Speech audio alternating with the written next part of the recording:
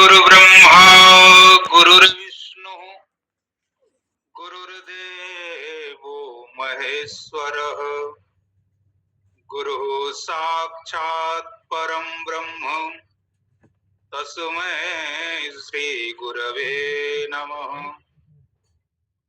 अखण्डमण्डलाकारं व्याप्तं येन चराचरम् तत्पदं दर्शितं येन तस्मै श्री गुरवे नमः। तस्मै श्री गुरवे नमः। श्री सद्गुरुदेव भगवान की जय। गुरुदेव भगवान की कृपा से हम सब गूगल मीट ऑनलाइन के माध्यम से श्रीमद् भगवत गीता सुन पा रहे हैं। श्रीमद् भगवत गीता के दूसरे अध्याय को सुन रहे हैं। कल हम सब ने दूसरे अध्याय के श्लोक संख्या 16, 17 और 18 को सुना।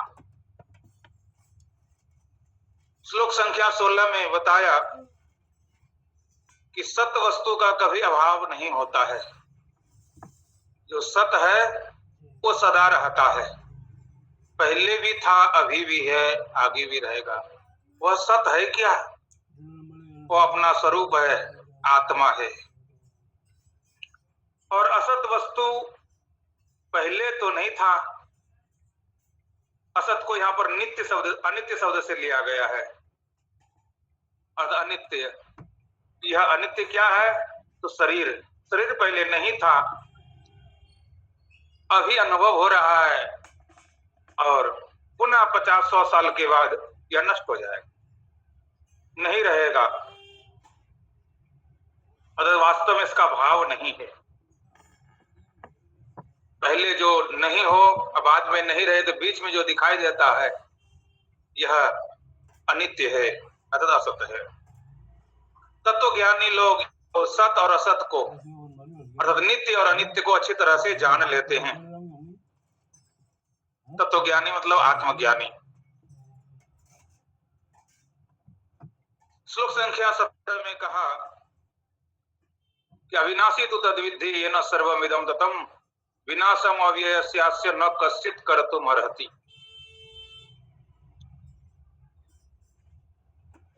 तद आत्मा अविनाशी तो विद्धि। अपने स्वरूप आत्मा को अविनाशी जानो, जिसके द्वारा सर्वम ततम मतलब व्याप्तम, या सब कुछ आत्मा से ही व्याप्त है। सब में आत्मा है, आत्मा ही इसका आधार है। न विनाशम अव्ययस्य अस्य कश्चित् कर्तुम् अर्हति। कोई इस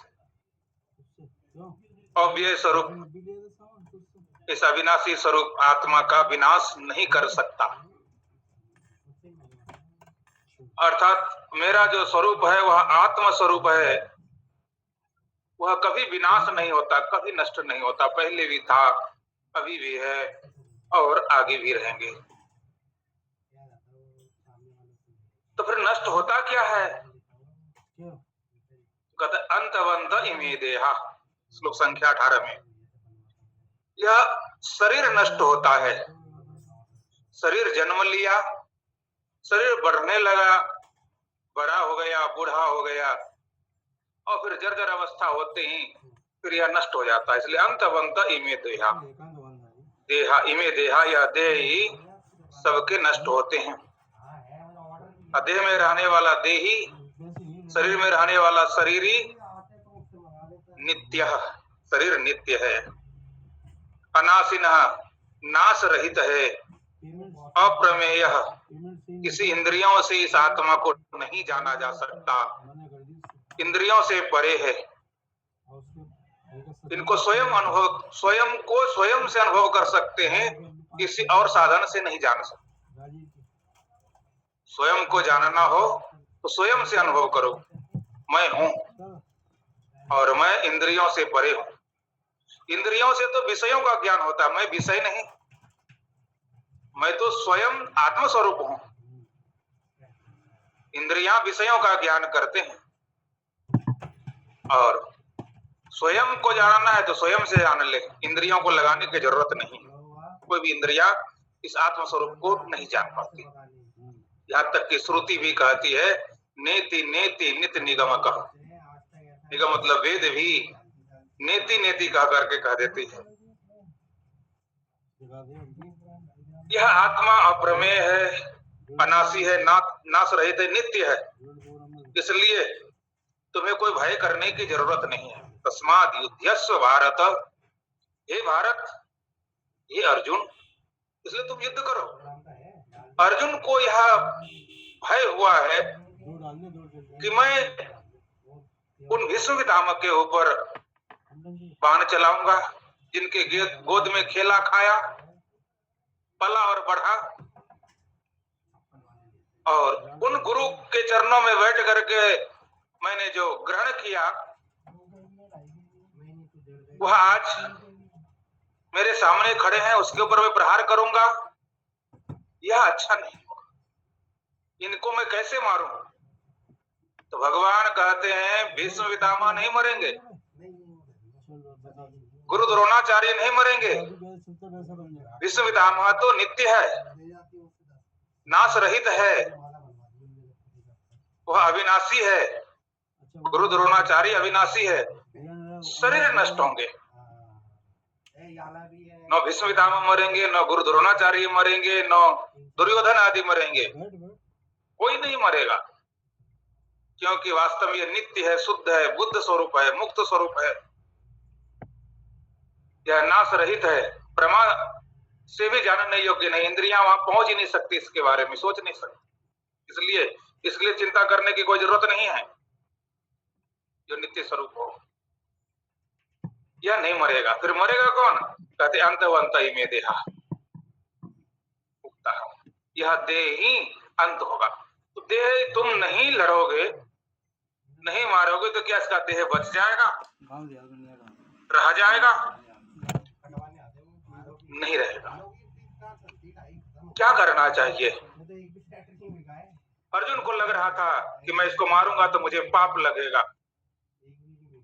गुरुजन है, स्वजन है, स्वजन को गुरुजन को मारने से पाप लगता है, इसलिए इसके ऊपर मैं बाण नहीं चलाऊंगा। यह भाव हुआ। विचार कीजिए, पाप कब लगता है और कब नहीं लगता। कहा गया है पाप उस दशा में लगता है जब हम स्वयं अपने स्वार्थी होते हैं, अपने स्वार्थ के लिए, अपने सुख के लिए जब किसी की हत्या करते हैं, किसी को मारते हैं तो पाप लगता है। और धर्म की रक्षा करते हैं, धर्म का कार्य करते हैं तो वहां पाप नहीं लगता। यह व्यवहारिक रीति में भी है। जैसे बॉर्डर पर, देश के बॉर्डर पर लड़ने वाले योद्धा, सैनिक हजारों शत्रुओं को मारकर उनका प्राण लेकर के जब लौटता है तो राजा उन योद्धा के, उन सैनिकों के स्वागत करते हैं, वीर चक्र दे करके। तुम बहुत बड़े योद्धा और साहसी योद्धा हो। बल्कि ये नहीं कहता कि तुम पापी हो, अधर्मी हो, तुमने हजारों लोगों को मार दिया, बल्कि उसको पुरस्कार दिया जाता है, सम्मानित किया जाता है। क्यों?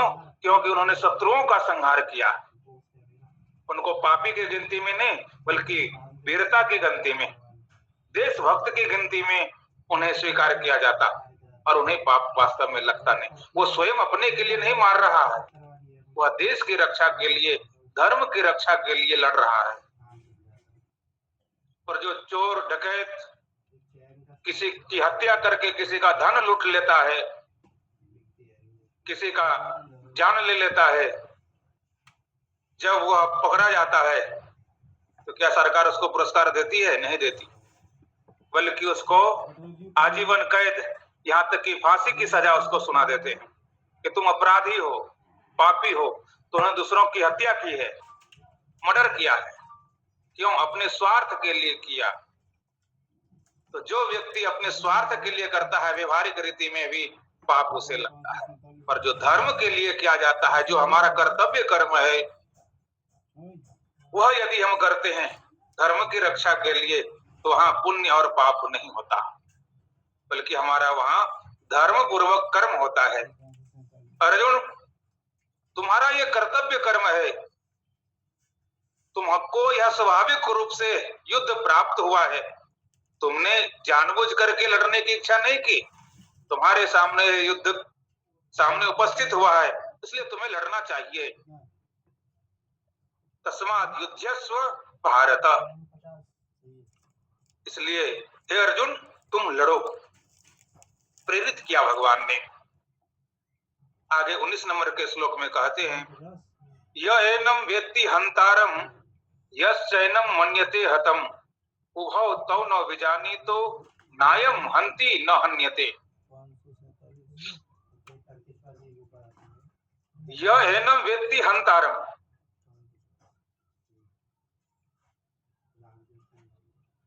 हंतारम मारने वाला, कर्ता।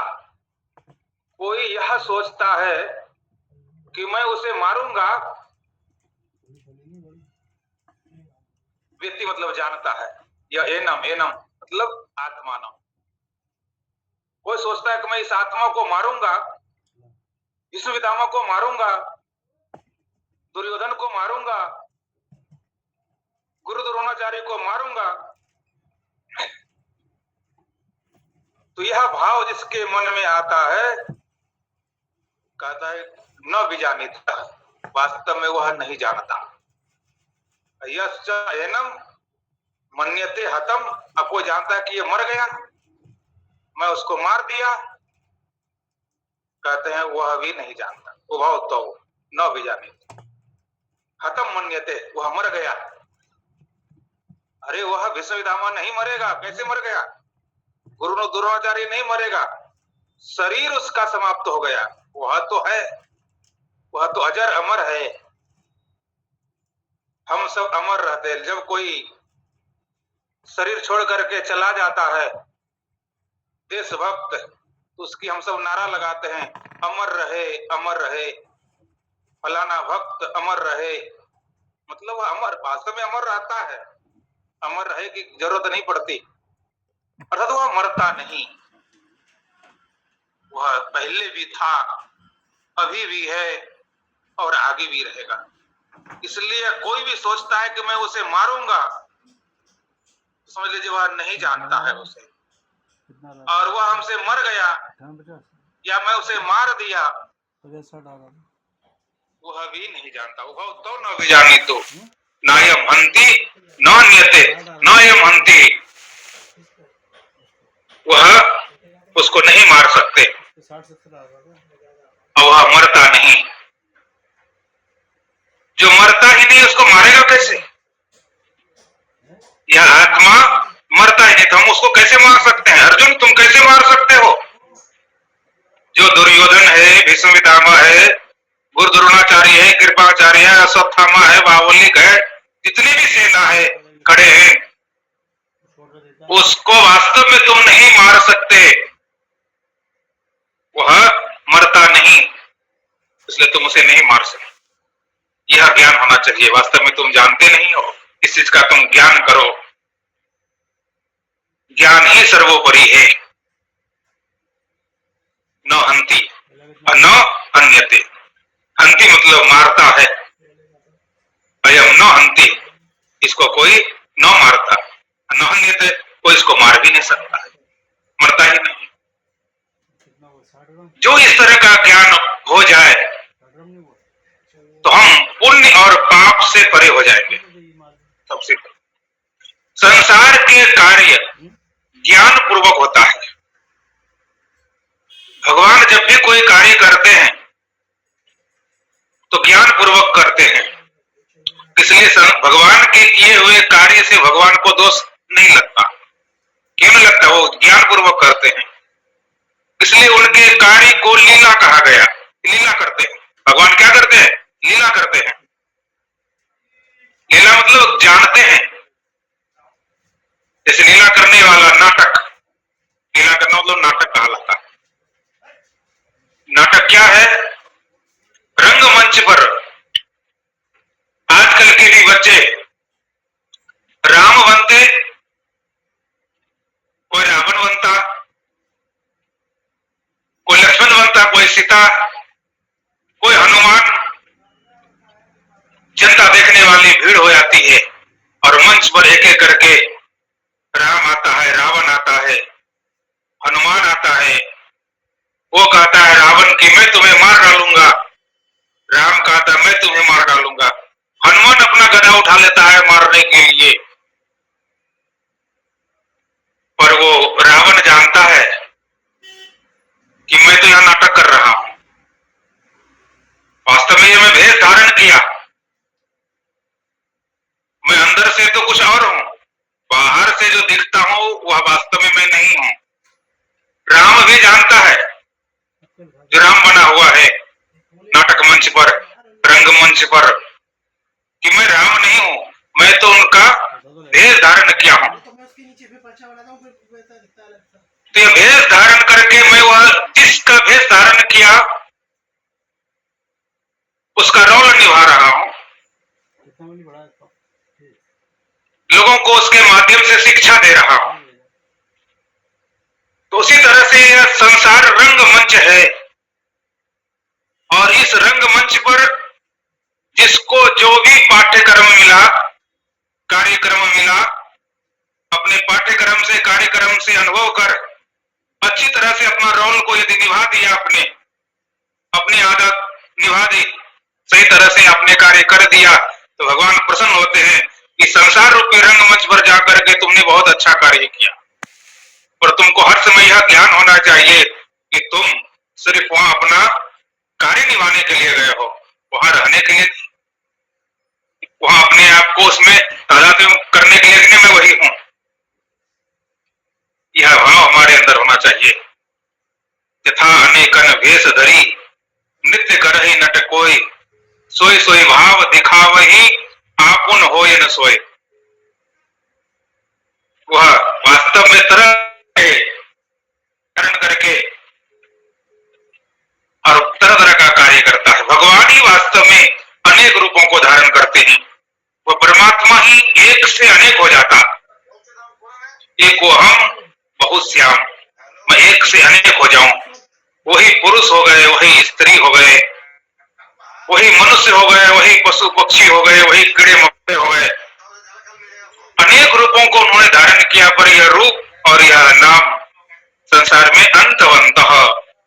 यह शरीर चाहे मनुष्य का हो, चाहे पशु का हो, पक्षी का हो, कीड़े मकोड़े का हो, जिस किसी का भी हो, शरीर इमे देहा, मनुष्य देहा चाहे पशु पक्षी, चाहे किसी का भी देह हो, सब अंतवंत, सब अंत होगा, क्योंकि उत्पन्न हुआ है। जो उत्पन्न होता है वह नष्ट होता है।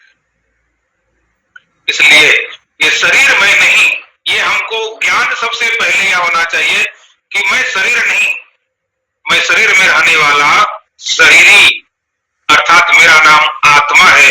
मैं आत्मा हूं, मैं शुद्ध हूं, मैं बुद्ध हूं, मैं मुक्त स्वरूप हूं।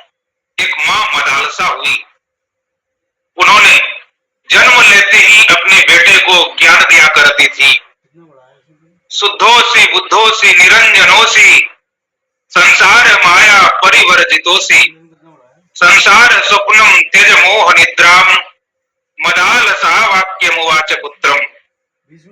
मां मदालसा इमं वाक्यम उवाच, यह वाक्य सब बच्चों को बोल बोल करके मुक्त कर दिया करते थे कि तुम जो है शुद्ध स्वरूप हो, बुद्ध स्वरूप हो, मुक्त स्वरूप हो, तुम शरीर नहीं, तुम शुद्ध आत्मा।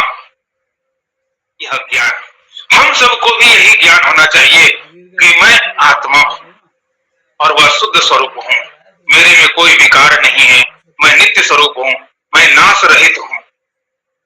शरीर नष्ट होता है, शरीर में विकार होता है, शरीर अंत वाला है, क्योंकि यह उत्पन्न हुआ है, यह ज्ञान मात्र। इसको पूरा स्पष्ट और करते हैं 20 नंबर श्लोक से। न जायते म्रियते वा कदाचिन् नायं भूत्वा भविता वा न भूय अजो नित्यः शाश्वतोऽयं पुराणो न हन्यते हन्यमाने शरीरे न हन्यते हन्यमाने शरीरे। बहुत सुंदर श्लोक है अपने आप को समझने के लिए।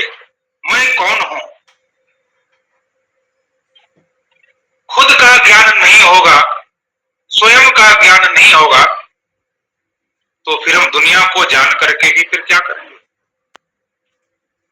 जिन्होंने अपने को नहीं जाना, अपने को नहीं पहचाना, तो दूसरे को क्या पहचान पाएगा। जिन्होंने अपने को पहचान लिया, अपने को जान लिया, वह सबको जान लिया। क्या कहते हैं, देखिए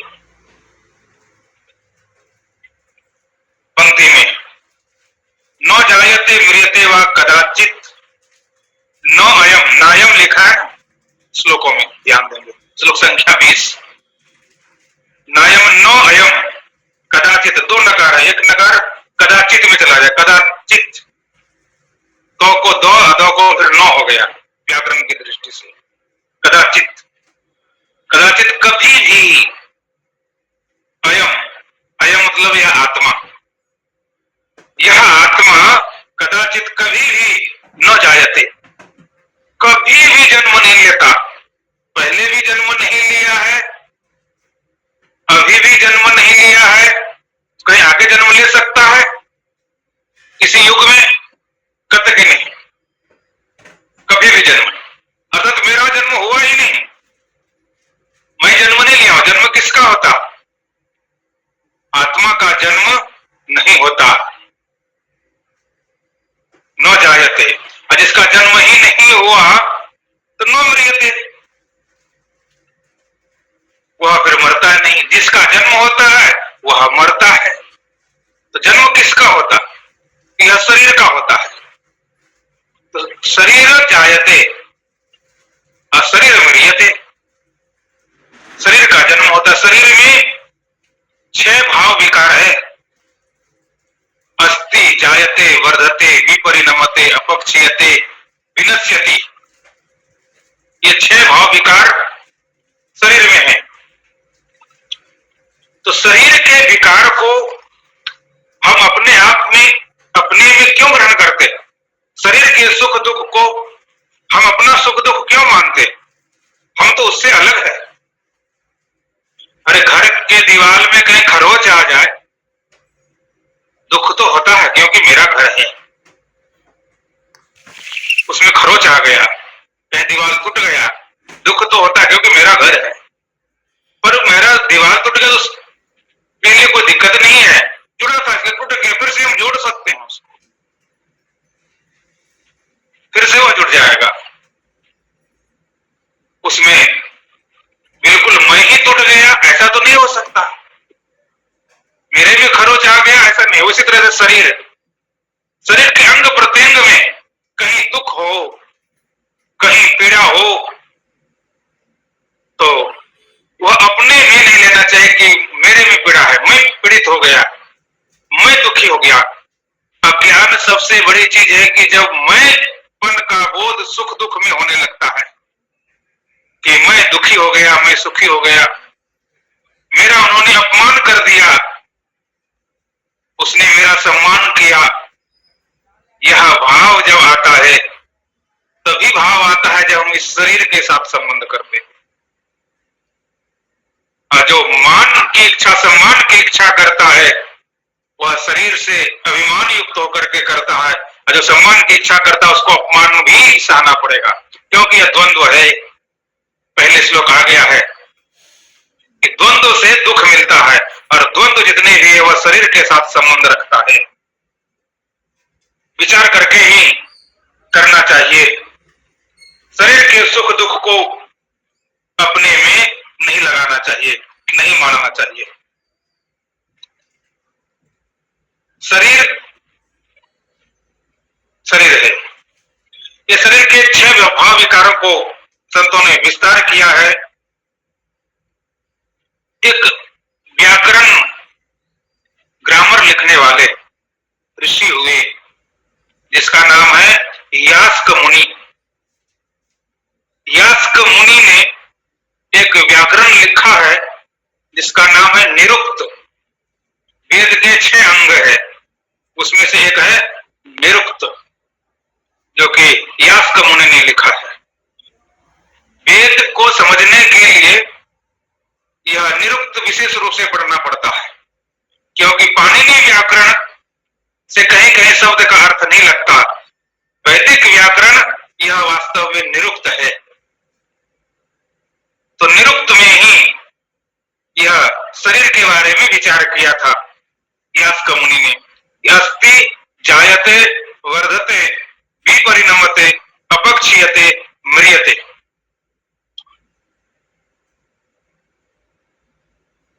शरीर के 2 कार्य बताया यहां पर। क्या क्या 2 कार्य है? एक भाव कार्य और एक अभाव कार्य। ध्यान से समझेंगे। मैं शरीर नहीं हूं, मैं शरीर में रहने वाला, शरीर का मालिक। यह शरीर मेरे लिए स्थान है। इस शरीर में मैं रहता हूं। इस शरीर को मुझे अच्छी तरह से समझना पड़ेगा। ये शरीर क्या है? तो शरीर का 2 कार्य है, एक अभाव और एक भाव। अभाव कार्य और भाव कार्य, 2 कार्य होता है। भाव कार्य क्या है? जन्म लेना। भाव कार्य दिखता है, जन्म लिया, बढ़ता है, भाव कार्य है। परिणाम को भी प्राप्त कर रहा है, मोटा हो रहा है, बड़ा हो रहा है, ये सब भाव कार्य है। अभाव कार्य क्या है? म्रियते। यह मरना भी एक कार्य है, पर इस कार्य को अभाव कार्य कहा गया। मरता है। तो मरता कौन है? यह शरीर जिसने जन्म लिया। तो जो जन्म लिया वो मरेगा। शरीर जन्म लिया है, शरीर मरेगा। मैं तो शरीर नहीं, तो शरीर का मैं मालिक हूं। तो शरीर का जब मैं मालिक हूं तो मैं नहीं मरूंगा, यह शरीर मरेगा। और एक बात है, इसको अच्छी तरह से यदि हम जानना चाहेंगे तो जिस शरीर को हम सोचते हैं कि शरीर मर गया, वास्तव में शरीर, कौन सा शरीर मरता है? शास्त्र में 3 प्रकार का शरीर विशेष रूप से वर्णन किया गया। स्थूल शरीर, सूक्ष्म शरीर और कारण शरीर। यह जो मरता है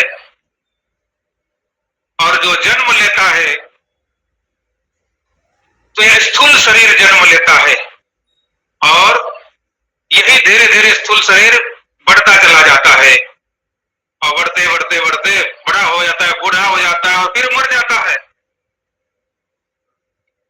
सूक्ष्म शरीर फिर इस शरीर से निकल करके दूसरे शरीर में प्रवेश करता है, सूक्ष्म शरीर रह जाता है। सूक्ष्म शरीर नहीं मरता। यदि सूक्ष्म शरीर मर जाता तब तो वह मुक्त हो जाता। यही अज्ञान है, यही अभिमान है कि हम इस स्थूल शरीर में इतना अभिमान कर लेते हैं, इसका दुख भोगते भोगते आशा तो करते हैं सुख की, पर मिलता है दुख। ये बहुत बड़ी विडंबना है। बचपन से लेकर के जवानी बिता देते हैं, जवानी से लेकर के बुढ़ापा बिता देते हैं, जर्जर की अवस्था हो जाती है, सुख की आशा प्रतिदिन करते हैं। आज मुझे सुख मिलेगा, अब मुझे सुख मिलेगा, अगले महीने सुख मिलेगा, इस वर्ष के बाद मुझे कोई दुख नहीं होगा, सुख मिलेगा। सुख की आशा निरंतर बनी रहती है। अब बुढ़ापा अवस्था आ जाती है, शरीर छूट जाता है स्थूल और सुख की प्राप्ति नहीं होती।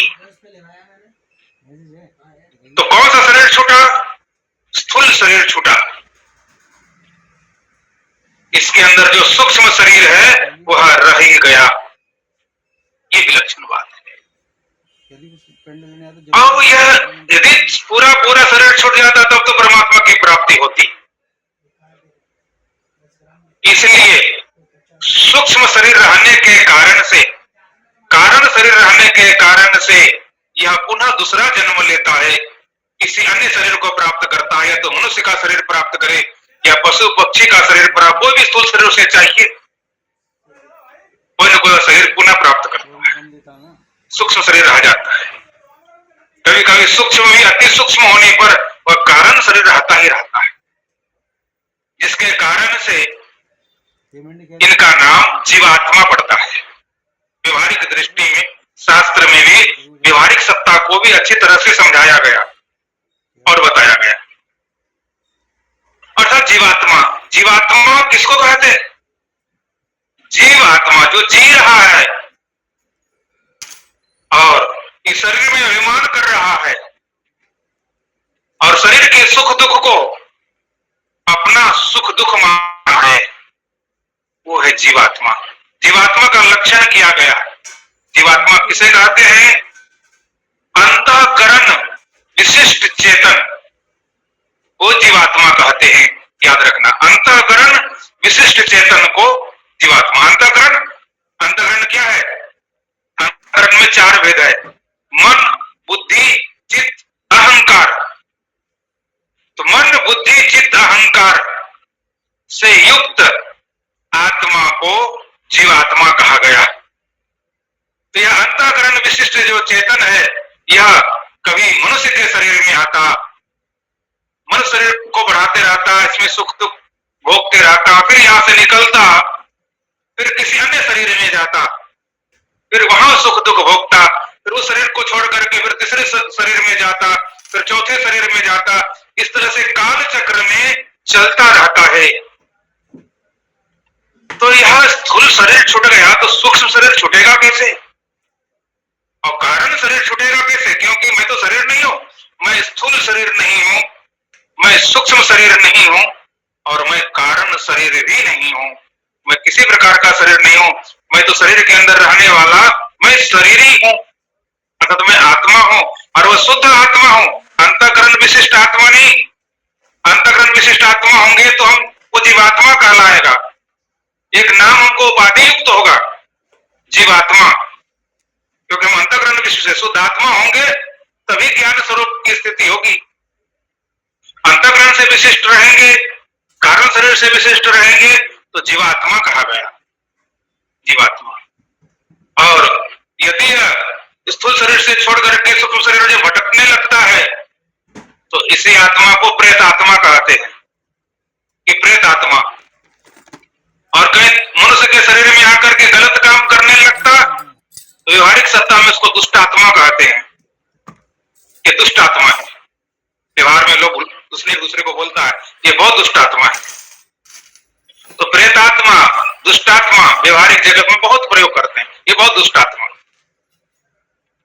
प्रेतात्मा। पर जीवात्मा जो अज्ञान की स्थिति में पड़ा हुआ है भी और संसार के जन्म मरण के चक्कर में पड़ा हुआ है, यह जीवात्मा। जब तक हम शुद्ध आत्मा, नित्य आत्मा, अविनाशी आत्मा, अव्यय आत्मा नहीं होंगे तब तक समझ लीजिए मैं अज्ञान स्थिति में हूं, तब तक ये शरीर में हमको भान होता रहेगा, दूसरे शरीर की इच्छा होती रहेगी और सुख दुख की चिंता में हम पड़े रहेंगे। मैं तो शुद्ध स्वरूप हूं ये जानना चाहिए। इसलिए मेरा जन्म नहीं होता, मैं जन्म नहीं लेता हूं। अयम आत्मा न जायते, अयम आत्मा न म्रियते, कदाचित न जायते, कदाचित न, कभी भी जन्म नहीं लेता और कभी भी नहीं मरता। अयम आत्मा न भूत्वा भूयः पुनः भवितः, फिर से कहीं दुरा करके कहीं हो करके फिर से कुछ हो जाए तो कुछ नहीं ऐसा। आत्मा में कोई परिवर्तन नहीं, पहले जैसे था आज भी वैसे है, आगे भी वैसे रहेगा। और वो आत्मा के लिए दूसरों की कथा नहीं है, ये स्वयं की कथा है। मैं अपने आप को समझ रहा हूं और तो मैं कैसा हूं ये ज्ञान करा रहा है कि तुम कैसे हो, अपने आप को पहचानो। तो अयम आत्मा कैसा है? अयम आत्मा निचले वाले पंक्ति में कहते हैं, तीसरे वाले में अजह अयम आत्मा अजन्मा, अजन्मा है, जन्म नहीं लेने वाला। अयम आत्मा नित्य, अजो मतलब अजह, जन्म रहित, जो कभी जन्म नहीं लेता। जब मेरा जन्म नहीं लिया, अर्थात मैं जन्म नहीं लिया। अयम आत्मा नित्य, नित्य स्वरूप है। अयम आत्मा शाश्वत, शाश्वत है, सदा रहने वाला। अयम आत्मा पुराण, पुराण है, पुराण मतलब पुराना, सबसे पहले का, सबसे पुराना, सबसे पहले का, इससे पहले कोई था ही नहीं। पुराना, इसको कहते हैं पुराण। पूरा, पूरा मतलब पहले का, पर पूरा पहले का होकर के भी, पुराण का अर्थ होता है पूरा नवम नवम भवति, पुराना होकर के ही नया नया लगता हो। जैसे सोना 10,000 वर्ष पुराना हो आपके पास सोना, उसको आज निकालिए और किसी स्वर्णकार के पास लेकर के चले जाइए, उसको दिखाइए, कहिए कि ये सोना है और बहुत पुराना है, तो क्या पुराना होने के कारण उस सोना का कीमत कम होगा? नहीं होगा।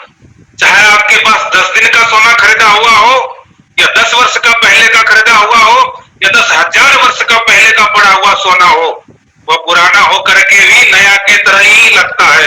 वो सोना में नया और पुराना का भेद नहीं होता, पुराना होकर के भी वो नया है। जब भी देखते तो उसमें नया का ही अनुभव होता, पुराना होकर के पुराना के तरह ने नूतन अनुभव होता है, आकर्षण का केंद्र बनता है।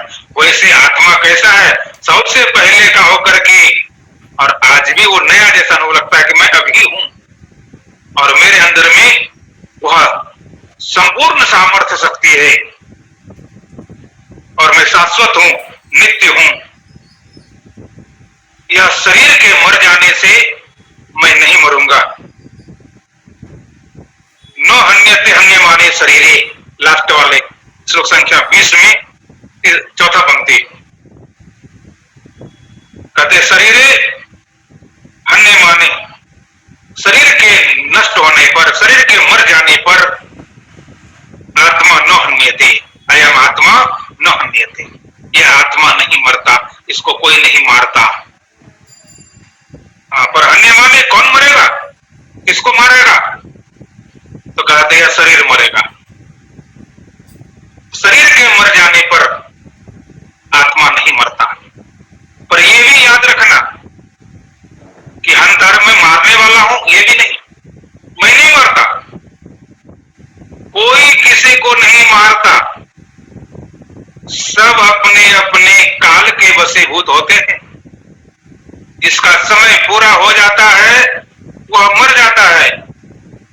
निमित्त बन जाए, चाहे अर्जुन बन जाए निमित्त, चाहे रास्ते चलते किसी को सांप काट ले, सांप निमित्त बन जाए, किसी के लिए रोग निमित्त बन जाए, किसी के लिए कोई शत्रु निमित्त बन जाए। निमित्त तो कुछ भी हो सकता है, पर व्यक्ति अपने काल के वशीभूत है। यह काल चक्र जो है चलता रहता है और ये शरीर में शुरू से परिवर्तन होता रहता है। जब से हमने जन्म लिया तभी से रोज थोड़ा थोड़ा मरना शुरू हो गया और थोड़ा थोड़ा छीन होना शुरू हो गया। रोज थोड़ा थोड़ा हमारा कम होते जा रहा है, आयु बढ़ नहीं रहा है। हमको उल्टा भ्रम होता कि मैं बड़ा हो रहा हूं, बढ़ रहा हूं, बढ़ नहीं रहा हूं। हमारी आयु नष्ट हो रही है, एक एक दिन करके, एक एक घंटा करके हमारी आयु चलती चली जा रही है। जो हमको समय मिला है वह समाप्त होता चला जा रहा है। जिस दिन हमारा वह समय समाप्त हो जाएगा, जितना समय मिला है इस शरीर को, शरीर का समय पूरा होते ही इस शरीर को कोई रख नहीं सकता, कहीं भी हो, कैसे भी हो, किसी तरह से भी हो। एक जगह सुंदर सा एक दृष्टांत दिया। एक कबूतर यमराज के घर रहता था और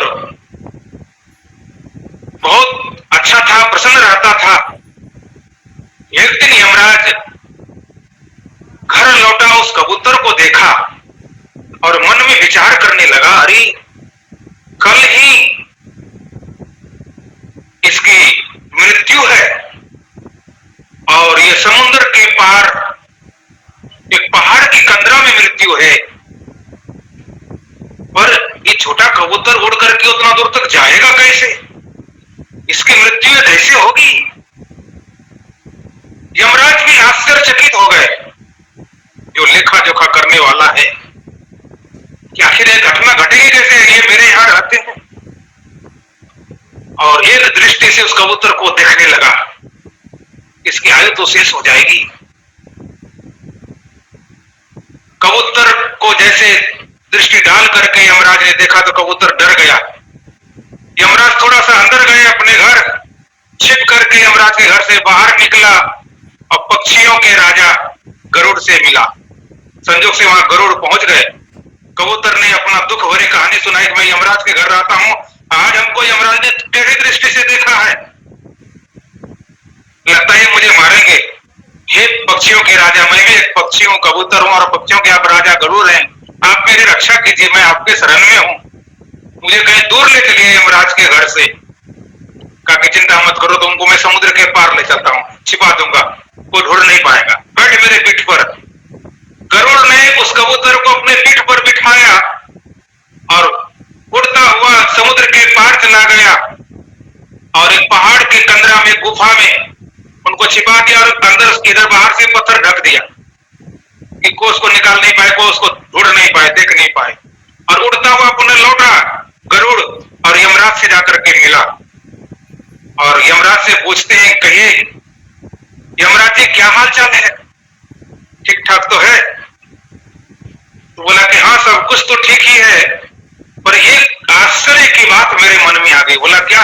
बोला मेरे यहाँ कबूतर एक रहता है और उसकी मृत्यु समुद्र के पार एक पहाड़ की कंदरा में पहुंचेगा कैसे? ये मुझे आश्चर्य की बात है, पर आप आ ही गए हैं तो लगता है मेरा काम सुलभ कर देंगे आप। तब तक गरुड़ बोलते हैं कि ये काम तो मैं पहले कर दिया, वो डर गया था आपसे, मैं अपने पीठ पर बिठा करके उनको पहाड़ की कंदरा में पहुंचा दिया हूं। तब तो कहा कि आप परमात्मा की प्रेरणा से कार्य पहले पूरा कर दिए, वह काम पूरा हो गया, अब उसकी मृत्यु वहां हो गई होगी, जाकर के देखो। गरुड़ जैसे लौट करके देखा तो उसको सारे कीड़ा निकल करके उस कबूतर को खा लिया था, उसकी मृत्यु हो गई। जिसकी जैसी रही भवतव्यता, जिसको तैसा ही मिले ही सहाय। जिसका जैसा होने वाला होता है उसको वैसे सहायक मिल जाते हैं और उसकी मृत्यु वैसे हो जाती है। किसी को जीना होता है तो अच्छे सहायक मिल जाते, बचा लेता है, उसको बचना होता है तब। जिसको सुख प्राप्त कराने वाला होता है तो सुख देने वाला कोई साधन मिल जाता है, कोई व्यक्ति, कोई वस्तु मिल जाता है, वह सुखी हो जाता है।